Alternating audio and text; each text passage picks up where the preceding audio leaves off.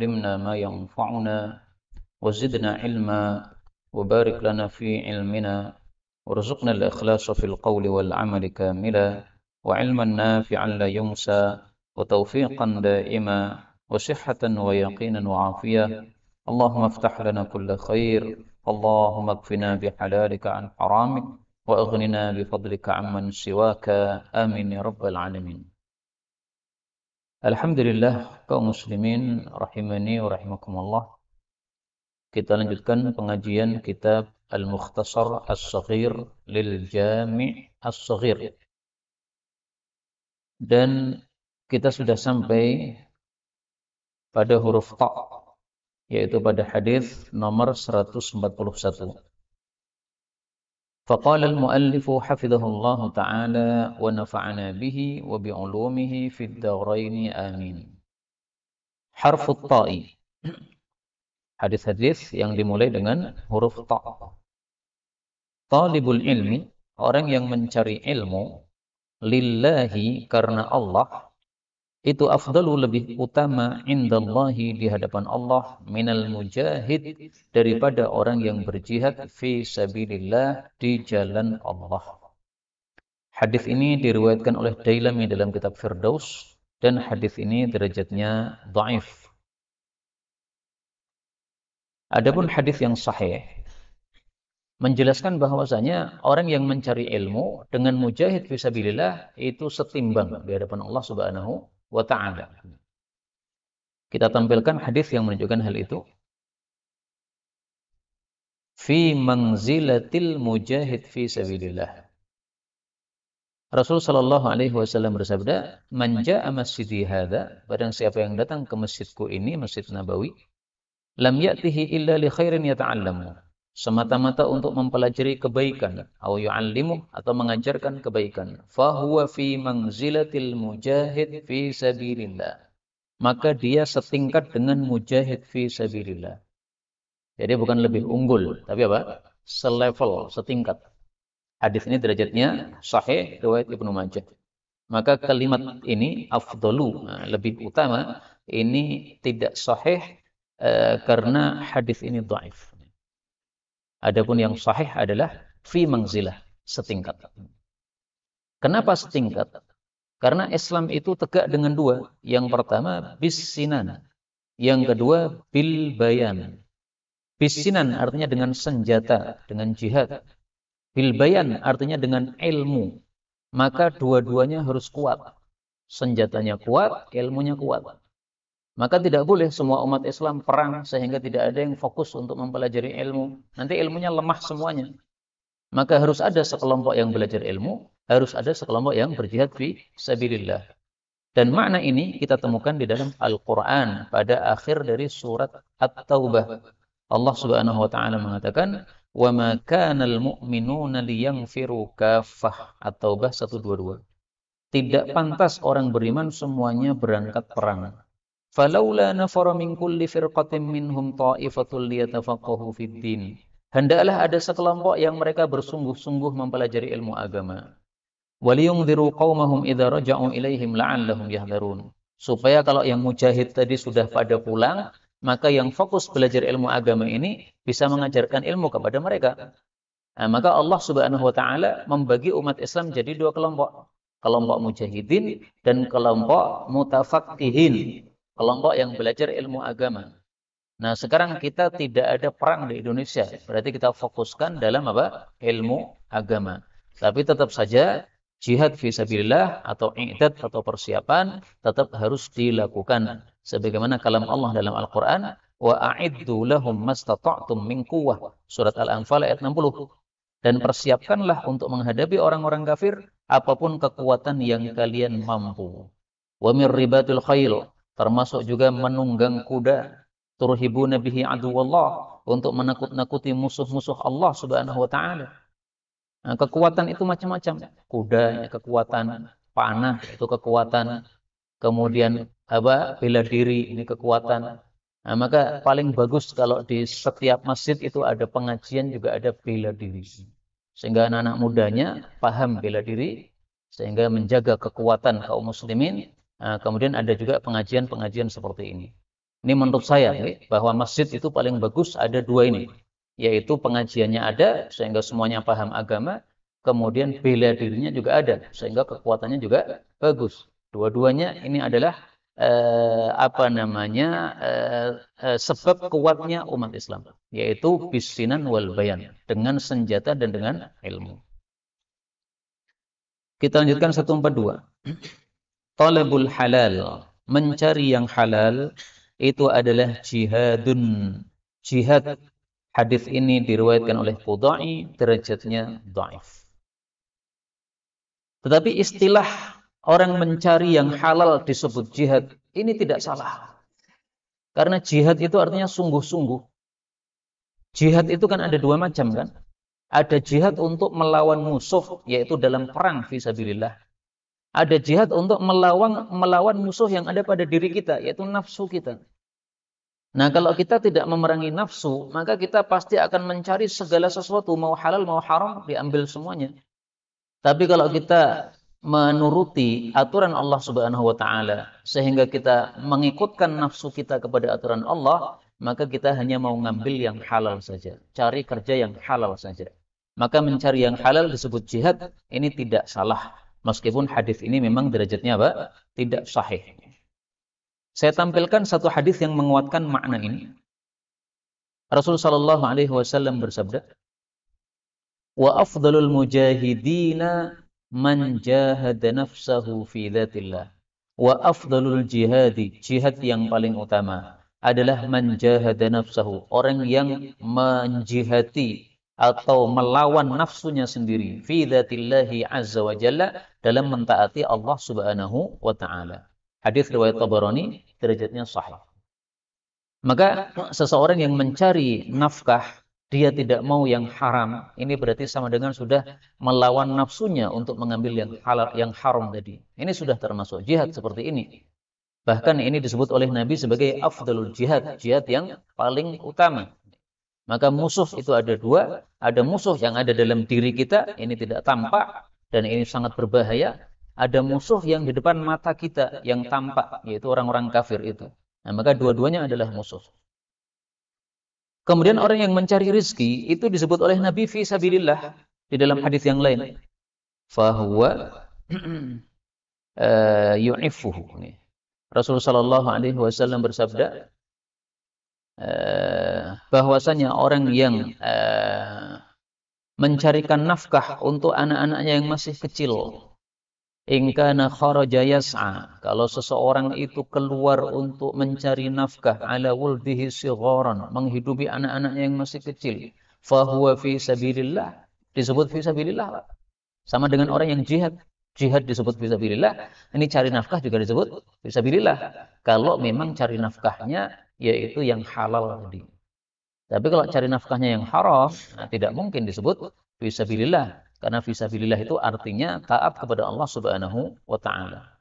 Demikian juga kalau yas'a ala abawai, menghidupi kedua orang tuanya yang sudah tua renta, itu fisabilillah. Yu'iffuha, untuk memberikan ifah kepada diri sendiri, yaitu tidak minta-minta kepada orang lain, maka dia bekerja. Fahuwa fi sabilillah, itu semuanya fi sabilillah. Ini hadis diriwayatkan oleh At-Tabarani sahih. Maka ringkasnya hadis ini ya, talabul halal jihad, isinya tidak masalah sama sekali. Meskipun derajatnya, sanadnya dhaif. Hadis 143. Tawafuki, di sini tertulis tawafuka salah, diganti ki. Ya. Tawafuki, tawafmu wahai Aisyah, bil baiti di Ka'bah, wa sa'yuki, dan sa'imu wahai Aisyah, baina Safa wal Marwah, antara Safa dengan Marwah, itu yakfiki, mencukupi kamu, li hajjiki, untuk hajimu, wa umratiki, dan untuk umrahmu. Hadis riwayat Abu Dawud sahih. Hadis ini bicara tentang ibadah haji yang disebut haji qiran. Haji kan ada 3 ya, ada ifrat, ada tamattu, ada qiran. Kalau ifrat ini sendiri-sendiri. Haji dulu, kalau sudah selesai, kemudian umrah. Kalau tamattu ini dibalik. Umrah dulu, kemudian haji. Kalau qiran ini satu ibadah niatnya dua. Jadi melakukan tawaf satu kali, melakukan sa'i satu kali, karena niatnya sudah untuk umrah sama haji, maka sudah mencukupi untuk umrah dan haji. Dan hadis ini sekaligus jadi dalil untuk mendobelkan niat itu boleh. Karena banyak orang yang merasa tidak puas, masa niat apa double, amalan satu niat double. Dalilnya apa? Saya sampaikan dalil mereka belum puas, yaitu dalil sabda Nabi SAW, wa innama likulli imri'in ma nawa. Masing-masing orang mendapatkan apa yang dia niatkan. Ini menurut para ulama menunjukkan bolehnya niat double dalam satu amalan. Nah, ada yang merasa kurang puas ini karena tidak jelas menunjukkan hal itu. Baik kalau ini kurang puas, tambah satu dalil lagi. Ini sabda Nabi, tawafmu di Ka'bah sekali, sa'imu Safa Marwah sekali, sudah cukup untuk haji dan umroh sekaligus. Kenapa? Karena niatnya haji qiran. Nah, maka ini menunjukkan bolehnya niat double di dalam satu amalan. Kemudian 3 macam haji ini, mana yang lebih afdal, diperselisihkan oleh para ulama. Ada yang mengatakan ifrat lebih afdal, karena lebih lelah. Orang haji selesai kemudian pulang ke rumah. Habis itu tahun itu juga dia berangkat lagi untuk umrah. Nah, lebih lelah ini, maka pahalanya lebih besar. Ada yang mengatakan tamattu itu lebih utama. Kenapa? Karena Rasulullah suruh para sahabatnya untuk tamattu. Rasulullah tidak mungkin suruh yang tidak utama, enggak mungkin. Ada yang mengatakan qiran lebih utama. Kenapa? Karena Nabi waktu itu hajinya haji qiran. Jadi 3 ini semuanya ada ulama yang berpendapat ini yang lebih utama, ini lebih utama, ini lebih utama. Tapi ringkasnya saja, kita tidak usah berdebat tentang masalah mana yang lebih utama, lakukan sesuai dengan keyakinan masing-masing. Karena Allah mengatakan di dalam Al-Quran, pada surat Al-Baqarah ayat 197, "Faman farada fihinna hajja", orang yang sudah mewajibkan pada dirinya untuk haji, "fala rafatha wala fusuqa wala jidala fil hajj", maka jangan berkata mesum, jangan berbuat fasik, dan jangan debat di dalam haji. Mudah-mudahan semua kita bisa melakukan ibadah haji mabrur. Amin ya rabbal alamin. Kemudian, ini saya jujur, meskipun hadisnya ini sahih, tapi ini masalah khilafiyah. Menurut mayoritas para ulama, bahwa orang haji qiran cukup tawaf 1 kali, sa'i 1 kali. Udah cukup. Karena Rasulullah mengatakan, yakfiki, cukup untuk kamu. Berarti 1 kali udah cukup. Menyelisih mereka mazhab Hanafi. Mazhab Hanafi mengatakan enggak cukup. Orang qiran, ya umrah harus, sa'inya harus 2 kali. Tawafnya harus 2 kali. Nah, bisa jadi mazhab Hanafi belum mendengar hadis ini, sehingga mereka tidak berpendapat sesuai hadis ini. Adapun mazhab Syafi'i, mazhab Maliki, dan mazhab Hambali, sepakat 3 mazhab ini, bahwa orang yang haji qiran, maka sudah cukup tawaf sekali dan sa'i 1 kali. Tentu saja yang dimaksud tawaf ini adalah tawaf yang wajib, Pak. Adapun tawaf sunnah ya enggak dibahas, karena tawaf ada yang wajib, ada yang sunnah. Ada yang rukun, ada yang bukan rukun. Nah, ini yang rukun maksudnya, yaitu yang dilakukan pada tanggal 10 Dzulhijjah. Tanggal 10 Dzulhijjah.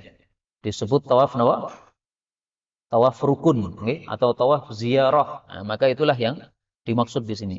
Adapun kalau nambah tawaf sendiri-sendiri, tawaf sunnah silahkan. Demikian juga tawaf wada sebelum kita meninggalkan tempat, itu adalah wajib kecuali bagi yang haid.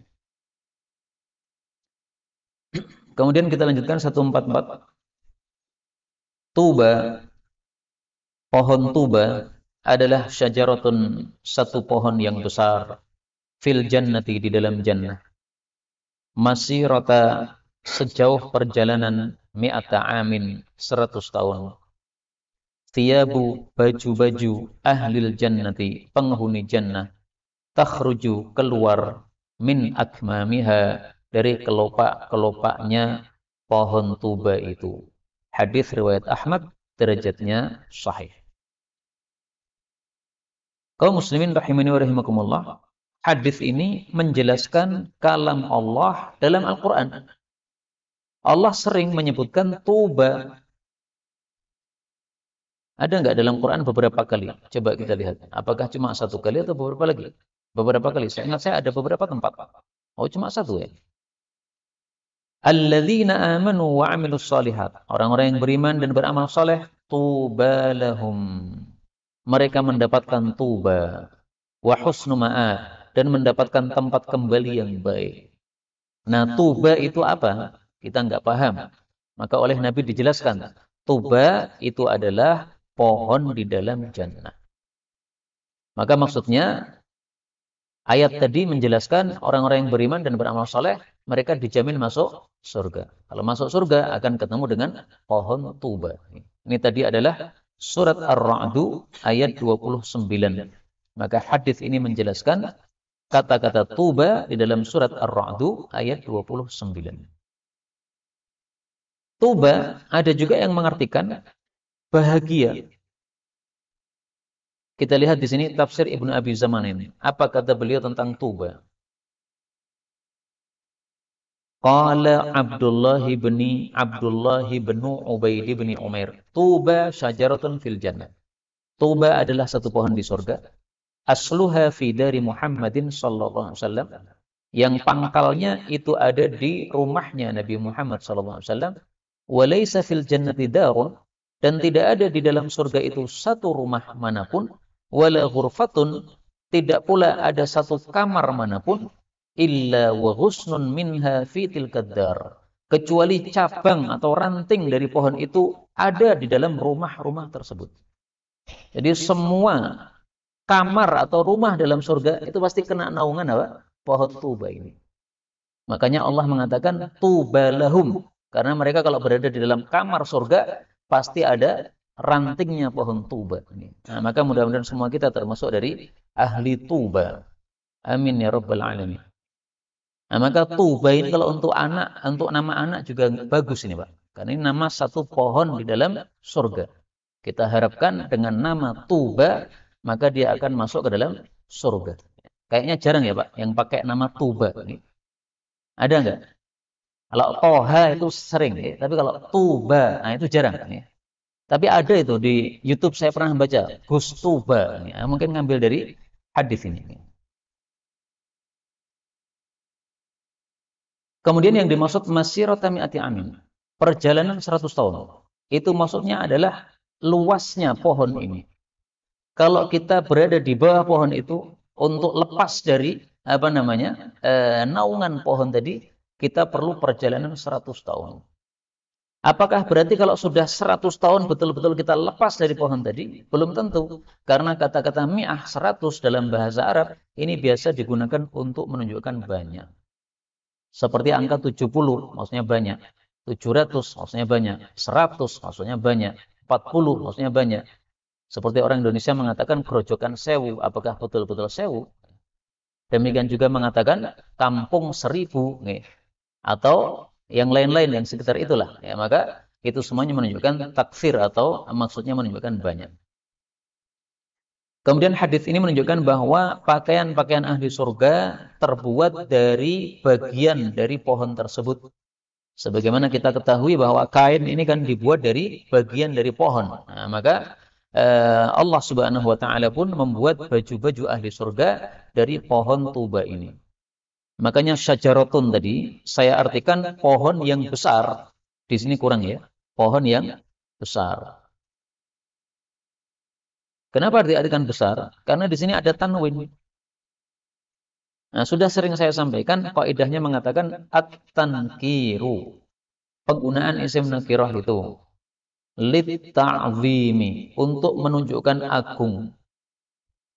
Isim kalau ditutup dengan tanwin, nah itu berarti namanya isim nakirah. Nah, kaidah bahasa Arab mengatakan at-tankir, penggunaan isim nakirah lit ta'zim, untuk menunjukkan agung. Sehingga terjemah yang lebih bagus syajaratun, satu pohon yang agung atau yang besar di dalam jannah. Tuba ini sering disebutkan oleh Nabi SAW dalam hadis-hadis yang sahih. Saya tampilkan di sini hadis-hadis yang mengandung kata-kata tuba. Ternyata kita temukan ada 34 hadis Nabi Shallallahu Alaihi Wasallam. 145. At-ta'im orang yang makan, asyakir yang bersyukur, bimangzilati itu setingkat dengan as-shaim orang yang puasa, as-sabir yang sabar. Hadis diriwayatkan oleh Tirmidzi dan lain-lain. Hadis ini menunjukkan pentingnya syukur dan sabar. Dan syukur dengan sabar itu adalah setingkat di hadapan Allah Subhanahu wa taala. Maka kalau panjenengan ahli puasa, alhamdulillah, tingkatnya tinggi, Pak. Tapi kalau panjenengan tidak ahli puasa, nggak apa-apa, karena ada hadis ini. Panjenengan makan tapi bersyukur kepada Allah Subhanahu wa taala. Ini sudah setingkat dengan apa? Puasa yang sabar. Meskipun tetap saja orang yang puasa memiliki fadilah yang tidak dimiliki oleh yang tidak puasa. Allah mengatakan dalam Al-Qur'an, innama yuwaffas sabiruna ajrahum bighairi hisab. Surat Az-Zumar ayat 10. Tiada lain disempurnakan pahala untuk orang-orang sabar tanpa hitungan. Nah, para ulama mengatakan sabar di sini termasuk puasa. Karena orang puasa itu sabar, sabar artinya menahan. Jadi pahalanya tak terhingga. Karena itu kaum muslimin rahimani wa rahimakumullah, kalau bisa kita puasa sunnah sesuai kemampuan kita. Meskipun tidak ahli puasa, tetap puasalah puasa sunnah, tapi sesuai kemampuan. Karena puasa sunnah itu bertingkat-tingkat. Ada puasa sunnah yang paling berat, yaitu puasa sunnah Nabi Daud alaihissalam. Sehari puasa, sehari tidak. Ada yang lebih ringan lagi, yaitu setiap pekan, Senin Kemis. Ada yang lebih ringan lagi, yaitu setiap bulan, 3 hari setiap bulan, Ayyamul Bid. Kalau ini semuanya tidak bisa, berarti kita bukan termasuk ahli puasa. Tapi meskipun kita tidak termasuk ahli puasa, tetap lakukanlah puasa sunnah. Karena masih ada puasa sunnah yang paling ringan, yaitu puasa sunnah tahunan. Kalau tadi harian, pekanan, bulanan. Ada puasa sunnah tahunan. Puasa Arafah, puasa Asyura, puasa Syawal, 3 ini. Nah, maka kalau kita bukan ahli puasa, minimal 3 ini kita lakukan sehingga kita termasuk orang-orang yang as-shaimis sabir meskipun bukan ahli puasa. Kemudian hadis ini menunjukkan bahwa 2 sifat ini semestinya ada pada orang muslim, yaitu sabar dengan syukur. Sebagaimana disebutkan oleh Nabi dalam hadis yang sahih. Ajaban li amril mu'min. Sungguh mengherankan kondisinya orang beriman. Inna amrahu kullahu lahu khair. Sesungguhnya kondisi orang beriman selalu baik. Wa laysa dzalika illa li ahadin illa lil mu'min. Dan itu tidak mungkin terjadi kecuali untuk orang mukmin. In asabathu sarra syakar. Kalau dia mendapatkan nikmat bersyukur. Wa kana khairal lah, menjadi kebaikan. Wa in asabathu dharra sabar. Kalau mendapatkan musibah dia sabar. Fa kana khairal lah, maka itu menjadi kebaikan untuknya. Hadis riwayat Muslim. Dan kita disuruh oleh Allah untuk mengingat-ingat nikmat-nikmat Allah. Musibah jangan diingat-ingat, Pak. Kalau musibah diingat-ingat, kita jadi susah terus-menerus. Tapi coba yang kita ingat itu yang menyenangkan. Niscaya hati kita juga akan senang terus. Dan Allah menyuruh kita untuk mengingat nikmat-nikmatnya. Uzkuru, ingatlah oleh kalian nikmatallahi alaikum. Nikmat Allah kepada kalian. Ya Bani Israel al-kuru ni'mati. Wahai Bani Israel, ingatlah nikmatku. Walkuru ni'matallahi alaikum. Dan ingatlah nikmat Allah kepada kalian. Wa'tasimu bihablillahi jami'an wa la tafarraqu. Walkuru ni'matallahi alaikum. Ingatlah nikmat Allah kepada kalian. Ini sampai kita temukan ada 11 ayat, Pak. Perintah untuk mengingat nikmat Allah Subhanahu wa ta'ala. Ada enggak perintah untuk mengingat musibah? Saya belum menemukan. Maka perintah Allah menyuruh kita mengingat nikmat supaya kita selalu bersyukur kepada Allah Subhanahu wa ta'ala. Kalau kita mengingat-ingat musibah, seolah-olah selalu hidup kita itu musibah terus, enggak enak terus. Sehingga pengen seperti orang lain. Padahal belum tentu kalau kita jadi orang itu senang. Seringkali orang melihat orang lain nyaman, padahal dia menyembunyikan sebenarnya musibah-musibah yang dia alami. Dia pintar mengelola dirinya. Sementara kita mungkin yang tidak pintar. Nikmatnya sebenarnya lebih banyak, tapi kelihatan murungnya. Kenapa? Karena tidak mengamalkan ayat ini. Mengingat nikmat Allah Subhanahu wa ta'ala. Kemudian dua sifat ini, syukur dan sabar, ini sering digabungkan oleh Allah dalam Al-Quran. Allah mengatakan, sabarin syakurin. Ini sampai ada 4 ayat. Surat Ibrahim sampai surat Asy-Syura. Inna fi dzalika laayatil likulli sabarin syakur. Maka semestinya kita memiliki dua sifat ini. Sabar, sabar, selalu sabar. Syakur, selalu syukur kepada Allah Subhanahu wa ta'ala. 146. At-ta'un, wabah penyakit. Ta'un, baqiyatu rijzin, adalah sisa dari siksaan. Au azabin, atau siksaan, sama artinya. Ursila, yang dikirim ala ta'ifatin, kepada sekelompok mim Bani Israel, dari Bani Israel. Fa'idha, maka apabila waqa'a, ta'un itu terjadi bi ardin, pada satu tanah, pada satu tempat. Wa antum biha, dan kalian berada di tempat itu. Fala takhruju, maka jangan keluar, minha, dari tempat itu, firaran minhu, karena lari darinya. Wa idza waqa'a, dan apabila terjadi ta'un itu bi ardin, pada satu tempat, walastum biha, dan kalian tidak berada padanya, fala tahbitu, maka janganlah singgah alaiha, ke tempat tersebut. Hadis muttafaqun alaih. Hadis ini membahas tentang ta'un, wabah penyakit. Ternyata asal-usul ta'un itu adalah siksa yang dikirim oleh Allah kepada Bani Israel. Kaumnya Nabi Ya'qub, keturunannya Nabi Ya'qub alaihissalatu wassalam. Nah, sisa-sisanya itu masih ada di atas muka bumi ini. Sehingga ada kadang-kadang muncul. Ta'un itu apa? Ta'un itu adalah satu penyakit yang apabila mengenai seseorang akan menyebar dengan sangat cepat. Kematian sangat cepat sekali terhadap orang yang terkena ta'un tersebut. Dalam hadis yang lain disebutkan bahwa ta'un itu adalah tusukan dari jin. Sehingga ta'un ini bukan penyakit biasa. Tidak semua wabah penyakit yang menyebar itu ta'un, tidak. Kalau ada tanda-tanda tusukan jin, nah itu baru disebut ta'un. Maka seperti kemarin COVID itu setelah penelitian yang panjang tentang COVID itu, saya berkesimpulan bahwa COVID bukan termasuk ta'un, tapi dia termasuk apa? Wabah. Ta'un dijamin tidak akan masuk kota Madinah. Nah, sementara COVID katanya kemarin ada kasus-kasus di Madinah, orang kena COVID. Sehingga berarti COVID bukan apa? Ta'un. Karena kalau ta'un tidak akan masuk ke kota Madinah. Wallahu a'lam bishawab. Mari saya tampilkan dalil bahwasanya ta'un itu tusukan dari jin. Wakhzu. Rasulullah sallallahu alaihi wasallam bersabda, at-ta'un, penyakit ta'un itu, wakhzu a'da'ikum minal jin, tusukan musuh-musuh kalian dari kalangan jin, wa huwa lakum syahadah, dan itu menjadi mati syahid untuk kalian. Hadis riwayat Hakim. Kata-kata wakhzu diartikan apa oleh para ulama?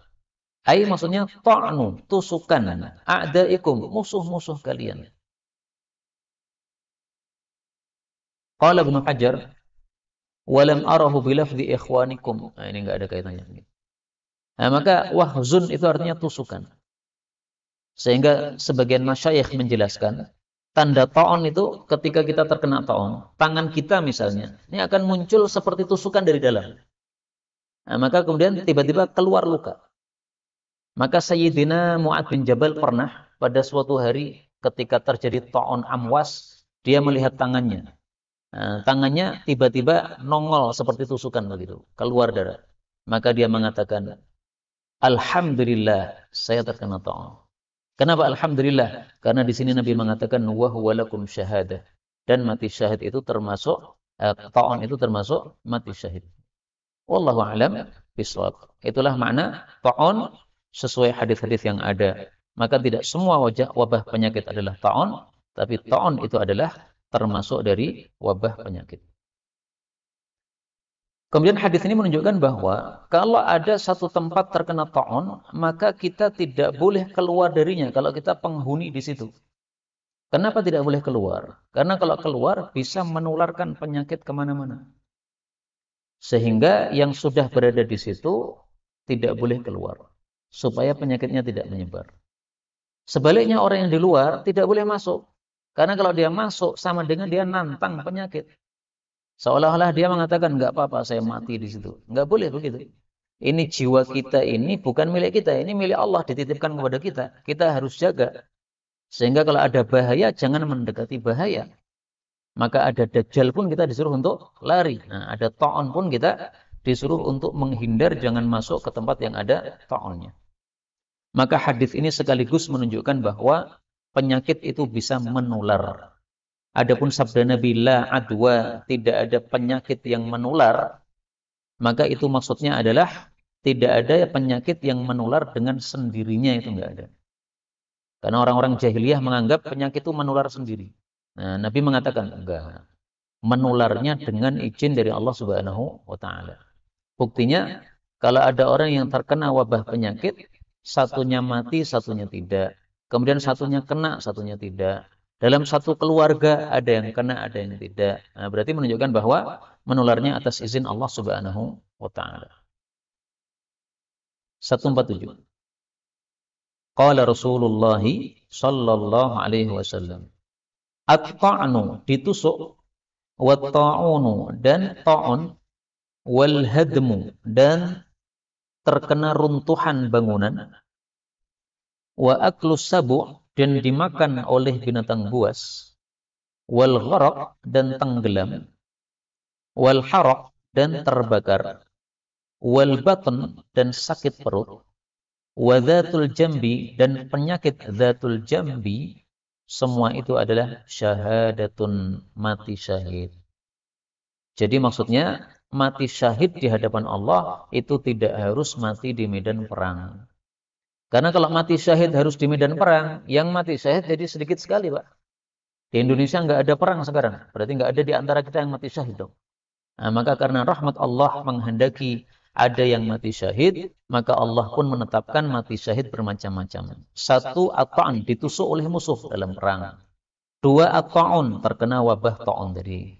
3, hadam, terkena reruntuhan bangunan. Ada gempa kemudian mati terkena runtuhan bangunan, mati syahid ini. Sehingga tidak usah terlalu susah. Alhamdulillah ada yang mati, matinya mati syahid. Gitu aja ya.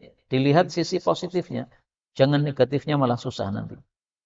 Yang keempat, dimakan binatang buas. Yang kelima, tenggelam. Yang keenam, terbakar. Yang ketujuh, sakit perut. Ada nggak, Pak? Sakit perut sampai mati? Ya bisa. Nih. Seperti kalau wabah sakit perut, nih. Nah, sering malah begitu. Yang ketujuh, dzatul jam. Yang kedelapan, dzatul jam. Nah, maka ada 8 mati syahid ini. Dalam hadis yang lain, Rasulullah SAW mengatakan, Asyhadatu sab'un siwal qatl. Mati syahid ada 7 macam selain dibunuh di medan perang. Yang pertama, orang yang mati di perang di jalan Allah, yaitu perang, itu mati syahid. Orang yang terkena ta'un itu mati syahid. Yang tenggelam itu mati syahid. Yang terkena penyakit dzatul jambi mati syahid. Yang sakit perut sampai mati, mati syahid. Yang terbakar mati syahid. Mati karena terkena reruntuhan mati syahid. Nah, Nabi katakan 7 selain perang. Padahal ini tadi 7 sudah termasuk yang perang. Nomornya benar nggak? 1, 2, 3, 4, 5, 6, 7, 8. Nah, maka di sini ada tambahan lagi. Wal mar'atu tamutu bijam'in syahidatun. Dan seorang wanita mati ketika masih jam'in. Itu adalah mati syahid. Mati ketika masih jam'in. Apa artinya jam'in ini? Ada 2 tafsiran. Tafsiran pertama, jam'in itu masih gadis, masih perawan. Sehingga perempuan kalau tidak menikah sampai tua tidak menikah karena tidak ada yang melamar, maka dia matinya mati syahid. Tapi ini untuk perempuan, Pak. Untuk laki-laki nggak ada. Laki-laki tidak ada karena laki-laki bisa milih. Perempuan tidak bisa milih. Kemudian makna yang kedua, mati bijam'in ini adalah mati ketika mengandung bayi. Pas melahirkan kemudian mati. Atau pas dia masih hamil kemudian mati. Ini bijam'in. Maka wanita mati kondisi melahirkan, syahid. Mati kondisi hamil, syahid. Mati kondisi perawan, syahid. Ini perlu ditambahkan di sini, Pak. Pada kitab panjenengan masing-masing sehingga ada tambahan untuk hadisnya. Yang tidak disebutkan di sini aklus sabuk, dimakan binatang buas, tidak ada pada hadis tadi. Tapi yang ada tambahannya adalah mati dalam kondisi jam'in untuk seorang perempuan. Maka totalnya ada berapa? Ada 9 ini. Mati dalam perang plus 8 yang selain perang. Itu semuanya mati syahid. 148. At-tiflu anak kecil la yusalla alaih, tidak disolatkan jenazahnya. Wala yarith, dan tidak mewarisi. Wala yuraf, dan tidak diwarisi. Hatta yastahilla, sampai dia berteriak. Teriak ini maksudnya adalah tanda hidup. Sehingga tidak harus betul-betul teriak. Seandainya dia lahir dalam keadaan tertawa. Nah, tertawa itu sudah tanda hidup. Berarti dia disolatkan. Berarti dia mewarisi. Berarti dia diwarisi. Bisa dipahami? Jadi 3 hal ini tidak dilakukan kalau dia tidak yastahil, tidak ada tanda hidup. Tapi kalau ada tanda hidup, maka semua ini dilakukan. Yusalla, disolatkan. Yarithu, dia mewarisi. Yurathu, dia diwarisi. Maka kalau ada seorang laki-laki mati, istrinya hamil, maka jangan langsung dibagi warisannya. Tunggu dulu sampai bayinya lahir. Karena kalau bayinya laki-laki, maka dia mendapatkan 2 bagian anak perempuan. Kalau bayinya perempuan, dia mendapatkan 1 bagian. Kalau ternyata lahir dalam kondisi sudah mati, maka tidak mendapatkan bagian. Itu makna hadis ini. Jadi maksudnya, kalau seorang bapak mati, istrinya hamil, jangan langsung dibagi warisan. Kalau langsung dibagi warisan gimana? Zalim sama anak yang ada dalam perut ini nanti. Kalau dia perempuan, sementara dia tidak dikasih bagian, zalim. Atau dia laki-laki, tapi hanya dikasih bagian perempuan, zalim. Maka ditunggu dulu sampai lahir. Kemudian maksud kalimat ini, at-tiflu la yusalla, anak kecil itu tidak disolatkan. Ini maksudnya adalah tidak wajib disolatkan. Sehingga seandainya disolatkan bagaimana? Masih boleh. Tapi memang ini masalah khilafiyah. Menurut Imam Ahmad, kapan bayi itu disolatkan? Ketika lahir dalam kondisi mati. Ketika bayi itu sudah ada bentuk manusia. Ada tanda tangan, atau ada tanda kaki, atau ada tanda wajah. Sehingga ketika keluar dari rahim ibu, itu orang kalau ditanya ini apa ini? Ini adalah janin manusia. Nah, maka kalau mereka mengatakan begitu, berarti ini bisa disolatkan. Meskipun lahirnya dalam kondisi sudah mati. Karena dia sudah menjadi manusia. Tapi kalau pendapat Imam Syafi'i rahimahullahu ta'ala, disolatkan itu harus menunggu ada tanda hidup. Kalau tidak ada tanda hidup, maka sama sekali tidak disolatkan. Mau ada tanda manusia, mau tidak ada tanda manusia, tetap tidak disolatkan. Jadi Imam Syafi'i pakai hadis ini sesuai dengan zahir kalimatnya. Tidak disolatkan, ya betul-betul tidak disolatkan. Tapi dipahami oleh ulama yang lain, tidak disolatkan secara wajib. Tapi seandainya disolatkan bagaimana? Gak ada masalah. 149. At-tawafu, tawaf itu bil baiti di Ka'bah, salatun sama dengan salat. Walakin Allah, akan tapi Allah ahalla fihi, menghalalkan di saat tawaf, al-mantiqa, berbicara. Faman nataqa, maka barang siapa yang berbicara, fala yantiq, maka jangan bicara, illa bi khairin, kecuali dengan kebaikan. Hadis ini menunjukkan bahwa tawaf itu setingkat dengan salat. Karena setingkat dengan sholat, maka ada hukum yang mirip dengan sholat. Tetapi ada juga perbedaan. Perbedaannya apa? Nabi sebutkan di sini, ahalla fihil mantiq. Boleh bicara. Kalau sholat nggak boleh bicara. Kita sholat bicara kepada seseorang, sholatnya batal. Tapi kalau pas tawaf, bicara pada seseorang, sholat tawafnya tidak batal. Persamaan antara tawaf dengan sholat. Persamaannya harus suci dari hadas. Menurut mayoritas para ulama. Maka kalau kita sedang tawaf, kemudian batal. Jangan dilanjutkan tawafnya. Ambil dulu air wudhu. Kalau sudah, silahkan dilanjutkan. Perbedaannya dengan sholat. Kalau sholat batal, harus diulang dari awal. Sudah dapat 4 rakaat. Tahiyat akhir. Innaka hamidum majid. Tinggal sedikit aja, Pak. Batal. Udah, diulang dari awal. Semuanya batal. Tapi kalau tawaf tidak. Kita sudah dapat 3 putaran, kemudian batal. Silahkan ambil air wudhu, lanjutkan putaran yang keempat, kelima. Nah, maka tawaf dan sholat itu ada persamaannya, ada juga perbedaannya. Sekarang ini, banyak orang yang menggunakan mazhab Hanafi yang mengatakan bahwa tawaf tidak wajib suci dari hadas. Yang penting suci dari hadas besar. Kalau hadas kecil nggak harus. Sehingga orang tawaf dalam kondisi junub, nggak boleh. Tawaf dalam kondisi haid, nggak boleh.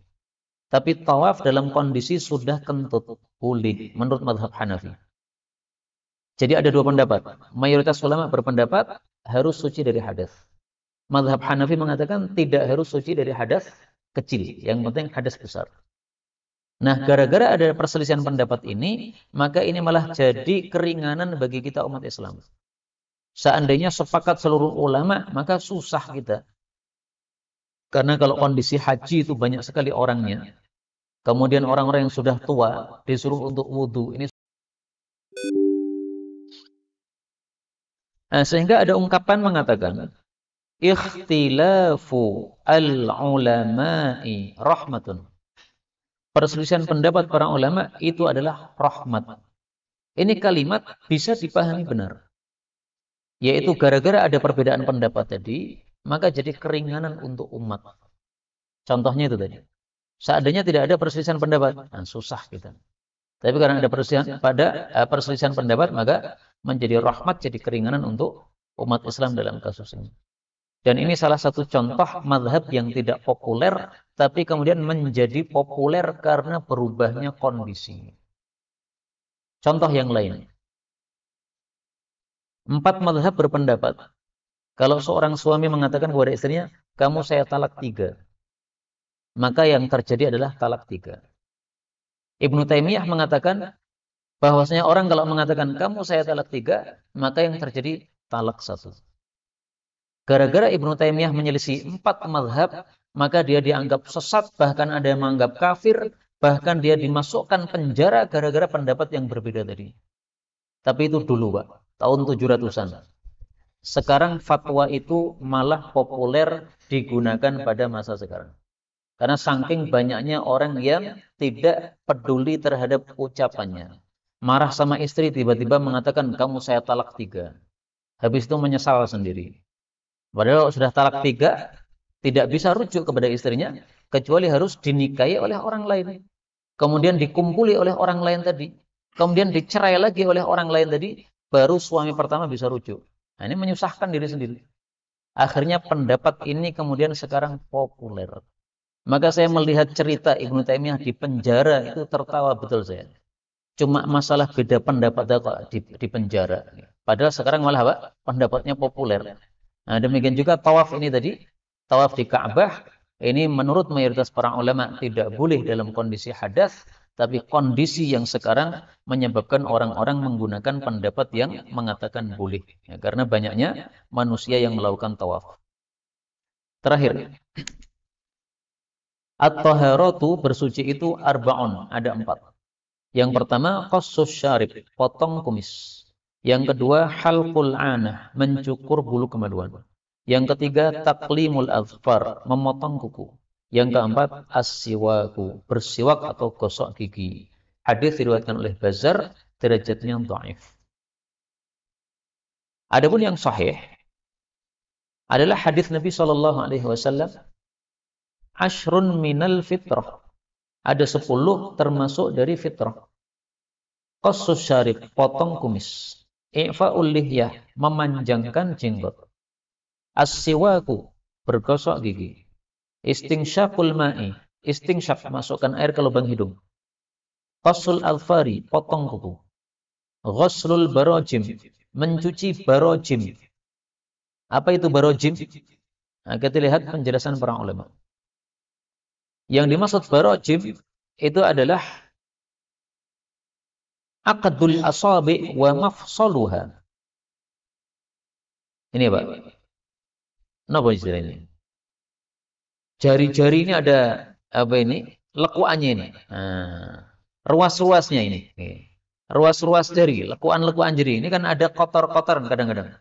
Makanya dibersihkan. Ghuslul barojim. Jadi ketika kita wudu, nah, bagus ini dibersihkan. Atau pas mandi janabah, ini bagus dibersihkan. Karena apa? Berkerut seperti ini bisa menyebabkan adanya kotoran. Nah, maka kalau ini nggak pernah kita bersihkan, kita hidupkan sunnah ini. Ghuslul barojim. Membersihkan aqdul asabi wa mafsiliha. Kemudian natful ibd. Mencabut bulu ketiak. Halqul anah. Mencukur bulu kemaluan. Intiqasul ma. Apa intiqasul ma? Nah, dijelaskan oleh para ulama, kinayatun anil istinja, itu nama lain dari istinja. Maka hadis ini tadi, at-taharatu arba', ini maknanya tidak salah. Karena disebutkan oleh Nabi SAW dalam hadis yang lain. Hanya istilahnya Nabi, bukan taharah, tapi istilahnya apa? Ashrun minal fitrah, termasuk dari fitrah. Tapi diistilahkan taharah tidak ada masalah. Karena memang fungsinya adalah untuk kebersihan. Karena itu kaum muslimin rahimani wa rahimakumullah, mari 4 hal ini ditegakkan. Potong kumis. Kata guru saya, kumis hendaklah dirapikan setiap pekan, kata beliau. Ya tidak harus setiap pekan ya. Tapi beliau menghasung setiap pekan supaya manusia ini tampak rapi. Umat Islam tampak rapi. Tidak pantas umat Islam kumisnya tidak rapi, terlalu panjang, sehingga kalau minum susu maka putih-putih nempel di kumis. Kalau makan sesuatu yang ada minyaknya, maka kumisnya ikut minyakan. Nah, ini nggak pantas. Kemudian yang kedua, halqul anah, cukur bulu kemaluan. Ini setiap bulan atau setiap pekan, terserah sesuai dengan kondisi bulunya. Karena mungkin ada yang cepat, ada yang lama. Tapi yang penting jangan kurang dari 40, jangan lebih dari 40 hari. Rasulullah SAW mengatakan bahwa maksimal untuk potong bulu-bulu ini adalah 40 hari. Hadis diriwayatkan oleh Imam Muslim. Qala Anas, berkata Anas, wuqita lana, diberi waktu maksimal untuk kami, fi qassis syarib, untuk potong kumis, taklimil adfar, potong kuku, natfil ibd, cabut bulu ketiak, halqil anah, potong bulu kemaluan, cukur bulu kemaluan. Alla natruka aktsar min arba'in. Jangan dibiarkan lebih lama dari 40 hari. Maka ya paling gampang untuk mengingat-ingat awal bulan. Awal bulan, maka segala sesuatu dibersihkan, yang kotor-kotor. Kalau kita lakukan rutin seperti itu, saya yakin pasti tidak ada yang runggut seperti seperti di hutan begitu. Tapi kalau dibiarkan bertahun-tahun, maka akan menjadi sesuatu yang mengerikan.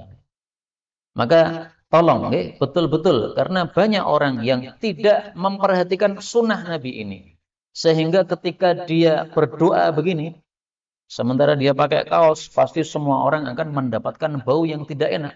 Karena di sini banyak sekali bulunya. Kalau Rasulullah tidak.